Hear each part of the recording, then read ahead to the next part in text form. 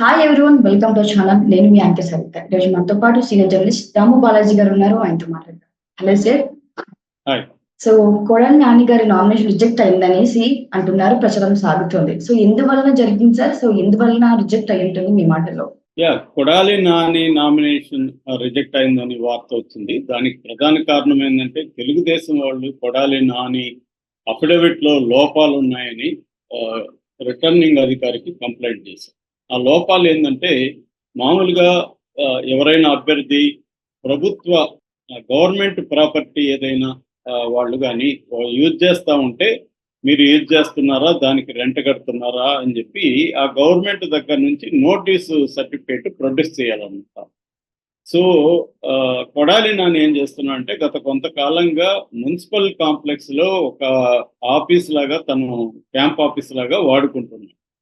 So దానికి సంబంధించి నోటీసులో ఈయన ఇవ్వలేదు. తర్వాత ఇట్లా ఏమన్నా మీరు వాడుకుంటున్నారా అంటే నో అని పెట్టాడు అక్కడ. సో ఇప్పుడు తెలుగుదేశం వాళ్ళు ఏం చేశారంటే దీని మీద కంప్లైంట్ ఇచ్చారు. ప్లస్ ఆ మున్సిపల్ అధికారి నోటీసులు కూడా ఇచ్చారు, మీరు రెంట్ పే చేయాలి అని నోటీస్ ఇచ్చారు. ఆ నోటీసును కూడా వీరు జతపరిచారు అన్నమాట. సో ఒక అబద్ధం చెప్పారు క్లియర్గా, కాబట్టి ఇది రిజెక్ట్ చేయాలి అని వీళ్ళు కంప్లైంట్ ఇచ్చారు. అయితే రిటర్నింగ్ అధికారి ఇప్పటి వరకు అయితే దాన్ని అఫీషియల్గా రిజెక్ట్ చేసినట్టు ఎక్కడ కూడా ప్రకటించలేదు. కానీ అది రిజెక్ట్ అయిపోతుందని తెలుగుదేశం మీడియా అయితే మాట్లాడుతుంది.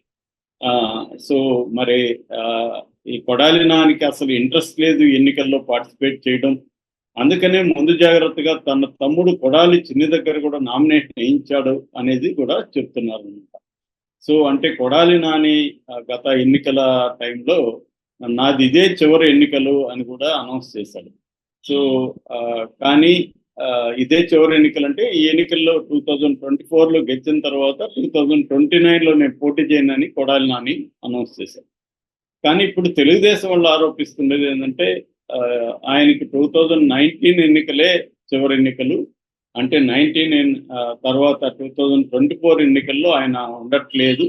అందుకనే ఆయన ముందుగా తెలిసే కావాలనే ఇచ్చేశాడు. ఆయన ఇప్పటికీ 4 సార్లు ఎమ్మెల్యేగా గెలిచాడు. తెలుగుదేశం నుంచి 2 సార్లు, వైసీపీ నుంచి 2 సార్లు మినిస్టర్గా కూడా పనిచేశాడు. ఆయనకి ఎన్నికల అఫిడవిట్ ఎలా ఉండాలి, ఏమేమి ఇవ్వాలి అనేది చాలా బాగా తెలుసు కూడా. ఎందుకు ఇది చేశాడంటే ఆయనకి ఇష్టం లేదు ఎన్నికల్లో నిలబడితే ఓడిపోతాము అన్న భయం ఉంది అని తెలుగుదేశం వాళ్ళు ఆరోపిస్తున్నారు. సో అందుకని చాణక్య సర్వే లాంటి సర్వేలు కూడా ఇక్కడ టఫ్గా ఉంటుంది, కొడాలి నానికి గెలవడం అంత ఈజీ కాదని కూడా సర్వేలో తేలింది. సో ఈ కాంటెక్స్లో కొడాలి నాని వాళ్ళ తమ్ముడు దగ్గర, కొడాలి చిన్న దగ్గర ముందే నామినేషన్ వేయించడం వెనక మతలబు కూడా ఇదే అని చెప్తున్నారు. బట్ రిటర్నింగ్ అధికారి అయితే ఇప్పటి వరకు నేను ఆల్రెడీ సైన్ చేసేసాను, నేను దీని మీద ఏమి చర్య తీసుకున్నాను అన్నట్టుగా చెప్తున్నారు. బట్ దాని మీద రిటర్నింగ్ అధికారి మీద కూడా వీళ్ళు కంప్లైంట్ ఇచ్చారనమాట. ఇప్పుడు తెలుగుదేశం వాళ్ళు ఎన్నికల కమిషన్కు, నేషనల్ ఎన్నికల కమిషన్ కూడా వాళ్ళు పంపించారు. సో అది పెండింగ్లో ఉంది. అది ఈ రోజు కానీ రేపు కానీ తేలే అవకాశం ఉంది. ఒకవేళ ఎన్నికల కమిషన్ కానీ ఈయన పొరపాటు చేశాడు, అందువల్ల రిజెక్ట్ చేస్తామని చెప్తే మాత్రం కొడాలి నానికి ఇబ్బంది అవుతుంది. అప్పుడు కొడాలి నాని తమ్ముడు కొడాలి చిన్ని రంగంలో ఉంటారు. ఆయన గెలిపించమని అప్పుడు కొడాలి నాని బ్యాచ్ అడిగే అవకాశం ఉంది. అయితే ఇదంతా జరగాలంటే ఆల్రెడీ ఎన్నికల రిటర్నింగ్ ఆఫీసర్ ఏమో ఇచ్చేశారు. సో ఇచ్చేసిన తర్వాత అంటే రిజెక్ట్ చేయలేదు ఇప్పటి వరకు. ఎన్నికల కమిషన్ ఏమన్నా దీని మీద చర్య తీసుకుంటే కానీ కొడాలి నానికి ఏమన్నా ఇబ్బంది ఉంటుంది. అదర్వైజ్ కొడాలి నానికి ఏ రకంగా ఇబ్బంది ఉండే అవకాశం లేదు. ఎందుకంటే ఇటువంటి పుకార్లు బొగ్గన రాజేంద్ర ప్రసాద్ ఆయన ఆర్థిక మంత్రి గతంలో ఆయన మీద కూడా సేమ్ ఇలాగే వచ్చింది. నేనంతా కూడా బ్రేకింగ్ న్యూస్ ఆయన మీద కూడా బొగ్గన నామినేషన్ రిజెక్ట్ అని వచ్చింది. సో కానీ రిటర్నింగ్ అధికారి నిన్న ఈవినింగ్కి ఆయన నామినేషన్ యాక్సెప్ట్ చేస్తున్నట్టు కూడా ప్రకటిస్తూ ఒక నోటు రిలీజ్ చేశారు. అలాగా అంతకుముందు మనం కూడా చెప్పుకున్నాం, పవన్ కళ్యాణ్ నామినేషన్ కూడా రిజెక్ట్ అయింది. ఎందుకంటే ఆయన మూడో భార్య ఆస్తుల గురించి కానీ పిల్లల గురించి కానీ ప్రకటించలేదు అఫిడవిట్లో. సో అందుకని ఆయనది కూడా రిజెక్ట్ అయిందని వచ్చింది. ఇవన్నీ మామూలే, ఎందుకంటే ఆ, ఇప్పుడు అక్కడ ఆంధ్రప్రదేశ్లో చాలా టఫ్గా నడుస్తుంది కాబట్టి ప్రతి అభ్యర్థి మీద అపోజిషన్ క్యాండిడేట్స్ కంప్లైంట్లు ఇవ్వడం అనేది చాలా సహజమే. దాన్నంతా ఆ, పరిగణలోకి తీసుకుంటే చాలా మంది క్యాండిడేట్లు వెళ్ళిపోవాలి. కానీ ఎన్నికల కమిషన్ కావచ్చు, రిటర్నింగ్ అధికారులు ఏం చూస్తున్నారంటే చట్టబద్ధంగా అఫిడవిట్ ఉందా లేదా అనేది మాత్రమే వాళ్ళు చెక్ చేస్తున్నారు తప్ప వీళ్ళ కంప్లైంట్ని వాళ్ళు పరిగణలోకి తీసుకోలేదు. ఫర్ ఎగ్జాంపుల్ ఇప్పుడు మనకి పులివెందుల్లో తీసుకుంటే దస్తగిరి నామినేషన్ చెల్లదని చెప్పి 28 కంప్లైంట్లు వచ్చాయి దస్తగిరి మీద. అంటే వైసీపీ వాళ్ళు రకరకాల వాళ్ళ ద్వారా 28 కంప్లైంట్లు చేయించారు. ఎందుకంటే దస్తగిరి తనే స్వయంగా వివేకానంద రెడ్డి చంపానని ఒప్పుకుంటున్నాడు. అట్లాంటి హంతకుడికి ఎన్నికల్లో పోటీ చేసే హక్కు ఉండదని వాదిస్తూ కంప్లైంట్ వచ్చాయి. కానీ చట్టరీత్యా చేసినప్పుడు ఒక ముద్దాయి నేనే హత్య చేశానని ఒప్పుకున్నా కూడా అతనికి శిక్ష పడదు. ఎందుకంటే అది కోర్టులో ప్రూవ్ అవ్వాలి. నేను చేశానని చెప్పేసినంత మాత్రాన అతనే ఒప్పుకున్నాడు కాబట్టి అతనికి మరణశిక్ష వేసేయండి అని వాదించడానికి లేదన్నమాట ఈ దేశంలో. అంటే అది ఒప్పుకున్నా కూడా కోర్టులో ఆయన ప్రూవ్ చేయాల్సిందే. ఇన్వెస్టిగేటివ్ ఏజెన్సీలు ప్రూవ్ చేయాలి. అలాగా దస్తగిరి ఒకవేళ తాను వాంగ్మూలంలో నేనే చేశాను ఈ హత్య అని ఒప్పుకున్నా కూడా అతను నిర్దోషిగానే పరిగణించాల్సి ఉంటుంది లీగల్గా చూసినప్పుడు. ఆ రకంగా చూసినప్పుడు దస్తగిరి పోటీకి అన్ని విధాల అర్హుడు లీగల్గా. పొలిటికల్గా కాకపోతే మనం మాట్లాడచ్చు. ఎందుకంటే నేను వివేకానంద రెడ్డి హత్య చేశాను నాకు ఓట్లు వేయండి అని దస్తగిరి అడుగుతాడా?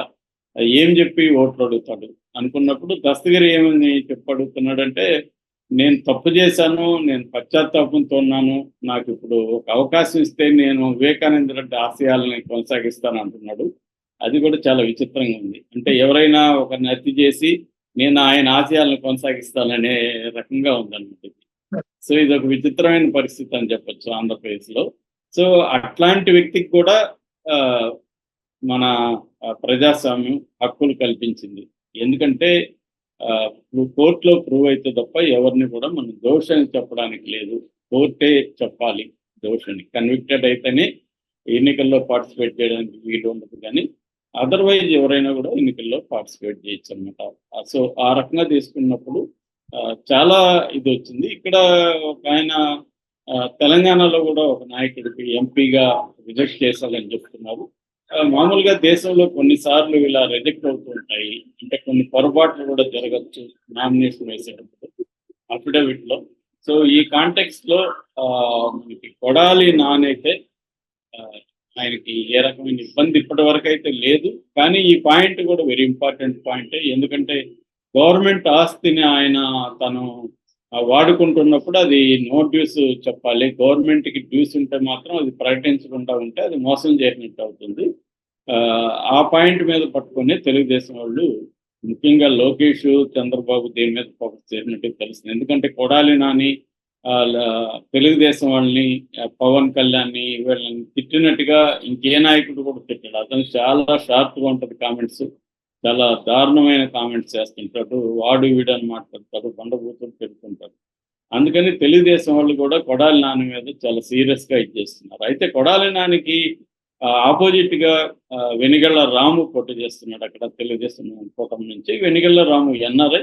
అతను కూడా ఎప్పటి నుంచో వెనిగళ్ల ఫౌండేషన్ పెట్టుకొని అక్కడ పనిచేసుకుంటూ ఉన్నాడు. బట్ కొడాలి నానికి ఏంటంటే లోకల్గా ఇప్పటికి కూడా బలం ఉందని చెప్తున్నారు. ఎందుకంటే ఆయన ఎప్పుడు నిరంతరం ప్రజల్లో ఉండడం, ఏ ఫంక్షన్లు ఎవరు చేసుకుంటున్నా, ఏ కార్యక్రమం చేసుకుంటున్నా వెళ్ళి కొంత వాళ్ళకి ఆర్థిక సహాయం చేయడం, ఇలాంటివి కొడాలి నాని ఎప్పటి నుంచి చేస్తున్నాడు. కాబట్టి కొడాలి నానికైతే గెలవడం అంత కష్టం కాదని అంటున్నారు. అందుకనే తెలుగుదేశం వాళ్ళు ఈ నామినేషన్ని కానీ రిజెక్ట్ చేయిస్తే మనం ఈజీగా గెలుచుకోవచ్చు అన్న ఉద్దేశం కనబడుతుంది. అది మరి ఎన్నికల కమిషన్ ఏ రకమైన చర్య తీసుకుంటుందో అనేది మనం wait and watch. Thank you sir.